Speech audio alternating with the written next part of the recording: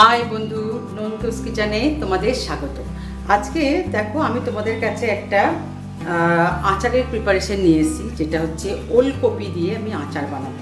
ওলকপিটা দেখতে পাচ্ছ তোমরা, এটা হচ্ছে ওলকপি, বাজারে কিনতে পাওয়া যায়, তো এখন ভীষণভাবে অ্যাভেলেবেল। তো এই ওলকপিটা দিয়ে আমি বানাতে চলেছি আচার। তো ওলকপি দিয়ে আমরা বিভিন্ন রকমের আইটেম খেয়ে থাকি, তো আচারটা বোধহয় কেউ খাওনি, তো একটু করে দেখতে পারো বাড়িতে। দেখো, আচার করতে গেলে ওলকপিটাকে এরকম সরু সরুভাবে লম্বা করে কাটতে হবে, কেটে একটু কিন্তু জলে ভাপিয়ে নিতে হবে, কেন ওলকপিটা একটু শক্ত হয়। তো যাই হোক, এখন দেখো এখানে আমি একটা কড়াই বসিয়ে দিয়েছি।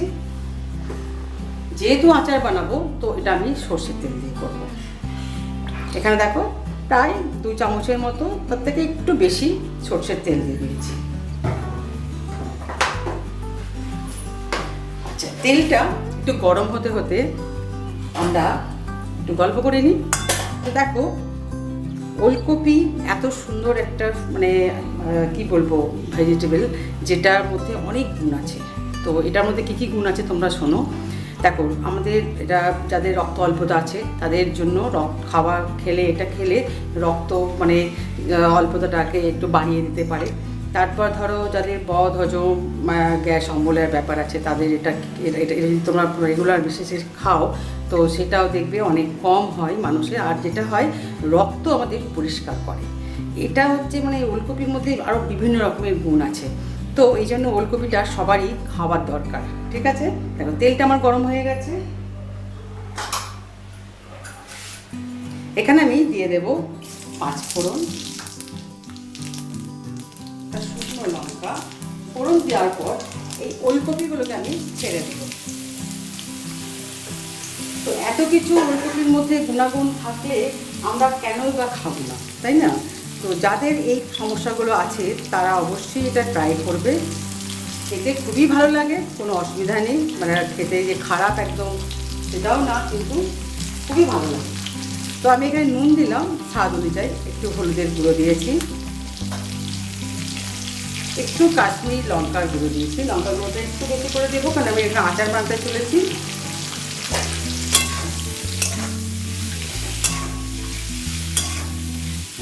এগুলোকে আমি একটু ভালো করে নাড়াচাড়া করে যে হলুদ মশলা দিলাম, সেটা যাতে গন্ধটা চলে যায়, সেটার জন্য আমি একটু তোমাদের কাছে সময় চেয়ে নিচ্ছি। এটা চলে যাক, তারপরে আমি ফেরত আসছি। আমাদের এটা ভাজা ভাজা হয়ে গেছে, কাঁচা যে গন্ধটা ছিল মশলার সেটা চলে গেছে। এখানে আমি দেবো কাঁচা লঙ্কা কুচি। যে যতটা ঝাল খাবে এটাকে বেটেও দিতে পারো, কাঁচা লঙ্কাটা ঝাল ঝাল হলে খুবই ভালো লাগে। এখানে আমি একটু জল অ্যাড করব, খুব বেশি জল দেবো না, কেন আচার বানাবো। এটা চাটনি বানাতে পারো, আচারও বানাতে পারো। সরি, খুব ঝাঁঝটা আর কি গলায় লাগছে, তার জন্য সরি তোমাদের কাছে। তো দেখো, এখানে জলটা আমি কম করে একটু ব্যবহার করছি, যেহেতু এটাকে তুমি চাটনি হোক বা আচার যেটাই বলবে, যে আমি একটু আচার টাইপের একটু বানাতে চাইছি, তো একটু জলটা কম দেবো। যদি চাটনি করো তো একটু জলটা বেশি থাকবে, কোনো অসুবিধা নেই তাতে। আচ্ছা, এখানে আমি তেঁতুলের পাল্প দিচ্ছি। বেশ কিছুটা তেঁতুল আমি গুলে রেখেছিলাম জলের মধ্যে, সেই তেঁতুলের পাল্পটা আমি এখানে দিয়ে দিলাম। ঠিক আছে। আচ্ছা, তেঁতুলের পাল্পটা ফুটতে ফুটতে যাবে, এরকমই সময় আমি এখানে মিষ্টি ব্যবহার করব। তো তোমরা গুড় ব্যবহার করতে পারো, আখের গুড়। তো আমি এখানে বাতাসা ব্যবহার করছি, কেননা আমরা তো পুজো করি সবসময়, সবাই জানো বাড়িতে পুজো টুজো হয়, তো এগুলো তো ওয়েস্ট হয়, তো এগুলো কাজে লেগে যাবে। চাটনি আচার যেরকম টাইপের আমি বানাতে চলেছি, তো সেটাতে এগুলো ব্যবহার হয়ে যায় এবং এটা নষ্টও হয় না জিনিসটা। তো গুড় দিয়েই বানানো, আমি গুড়েরই বাতাসা ব্যবহার করলাম। তোমরা এমনি গুড় দিয়েও বানাতে পারো। ঠিক আছে। তো আচ্ছা, এই বাতাসাগুলো একটু গলে গেলে এটা আমি ঢাকা দিয়ে দেবো, একটু ফুটে যাক। একটু তেঁতুলের পাল্প যেটা দিয়েছি, মিষ্টি দিলাম, সব কিছুটা একটু বেশ ভালোভাবে মিক্সড খেয়ে যাক, তারপরে আমি তোমাদের কাছে ফেরত আসছি। দেখো, এখানে নুন, টক, মিষ্টি একদম চটপাটা ব্যাপারটা এসে গেছে। আমি এখানে একটু লেবুর রস ব্যবহার করেছি, তোমরা করতে পারো। আধখানা একটা লেবুর রস আমি ব্যবহার করেছি, যাতে আরও বেশি চটপটা ব্যাপারটা এসে গেছে। তো এখানে আমি সাদা সর্ষে বাটা কিছুটা এখানে দিয়ে দেবো। তোমরা কালো সর্ষে দিয়ে করতেই পারো, কিন্তু ওটা একটু তেতকোটে ব্যাপারটা আসে আর কি, তেতো ব্যাপারটা এসে যায়, তাই জন্য আমি এখানে সাদা সর্ষে ব্যবহার করেছি। যেহেতু আমি আচার টাইপের বানাতে চাচ্ছি, সেই জন্য আমি এখানে সাদা সর্ষে ব্যবহার করব। এটা বেশ ঘন ঘন হয়ে আসছে, একদম বেশ একটু শুকনো শুকনো এসে যাবে, তখনই আমাদের জিনিসটা আরও ভালোভাবে প্রিপারেশনটা তৈরি হয়ে যাবে। তো তোমরা দেখো খুব চটজলদি কিন্তু ব্যাপারটা হয়ে যায়। তো আর গুণাগুণও খুব ভালো, তোমাদের বললাম যেটা এর মধ্যে এত কিছু ভালো ভালো গুণ আছে, এটা তোমরা ট্রাই করতেই পারো। এবং যারা খেতে চাও না তারা এটা কিন্তু খেতেই পারবে, মানে খুবই ভালোভাবে খাবে, মনেই পড়বে না যেটা একটা ওলকপি। তো তোমরা বাড়িতে একটু ট্রাই করতে পারো।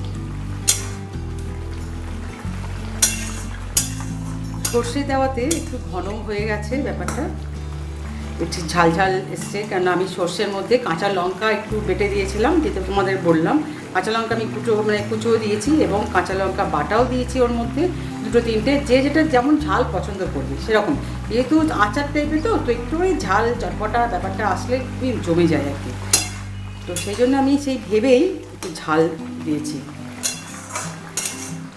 দেখো একদম আমাদের শেষের দিকে মাখো মাখো ব্যাপারটাও হয়ে যাচ্ছে। এখানে আমি সব শেষে যেটা দেব সেটা হচ্ছে একটা ভাজা মশলা।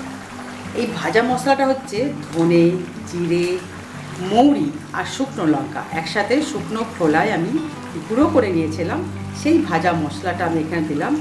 এটাই তোমার দারুণ ব্যাপারটা নিয়ে আসবে। তো আমি কী মেজারমেন্টে দিলাম সেটা আমি ডেসক্রিপশন বক্সের মধ্যে লিখে দেবো, তোমরা অবশ্যই দেখো। তো এটা আমি 2 চামচের মধ্যেই দিয়েছি, তোমাদের বলেও দিচ্ছি। আর যারা মানে স্কিপ করে যাবে তারা দেখে নিও, ডেসক্রিপশন বক্সের মধ্যে দেওয়াই থাকবে পুরোটা। এরকম সময়ে যখনই একদম শুকনো শুকনো হয়ে আসবে, তখন আমি ওপর থেকে একটু কাঁচা সর্ষের তেল ছড়িয়ে দেবো। তাহলে বন্ধুরা তোমরা শিখে নিলে কীভাবে আমি আচারটা বানালাম, এবং খুব চটজলদি তোমরা বানিয়ে ফেলো। আমাকে ছোট্ট করে একটা লাইক আর কমেন্ট দিয়ে জানিও কেমন লাগলো। যারা এখনও পর্যন্ত আমার চ্যানেলটি সাবস্ক্রাইব করতে পারোনি, প্লিজ চ্যানেলটি সাবস্ক্রাইব করো, পাশে বেল আইকনটা অবশ্যই ক্লিক করতে ভুলো না, তাহলে এরকম সুন্দর সুন্দর রেসিপি সবার আগে তোমাদের সামনে পৌঁছে যাবে। ঠিক আছে বন্ধুরা, তো আজকের মতো বিদায় নিই, আবার ফিরে আসবো যে কোনো একটা ভালো রান্না নিয়ে। আজকের মতো টাটা।